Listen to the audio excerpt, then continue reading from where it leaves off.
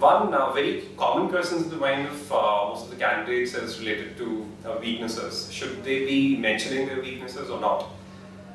Now the thing is, weaknesses should be mentioned depending on, the real thing, the real weakness that you have. Because the principle is, even the God is not perfect, so how can we be?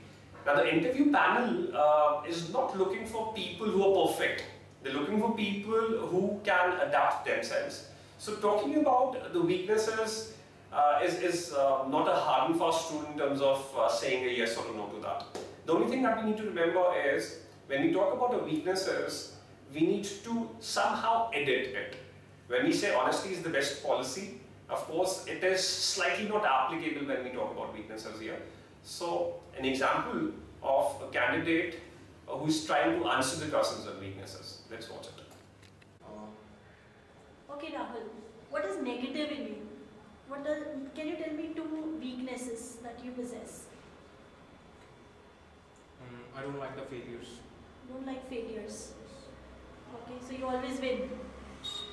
Though I'll try to improve myself always. If I get any failure, I get discouraged at the time. Second weakness?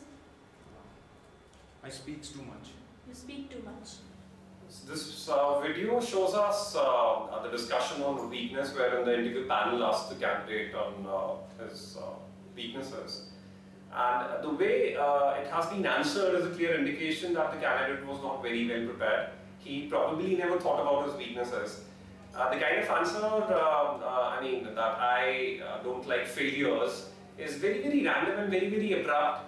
And of course, it cannot be justified in terms of why and how it is a weakness, because failures is a very, very important part of a life, and we learn something out of it. So again, weaknesses can be quoted. The only thing we need to keep in mind is it has to be somehow edited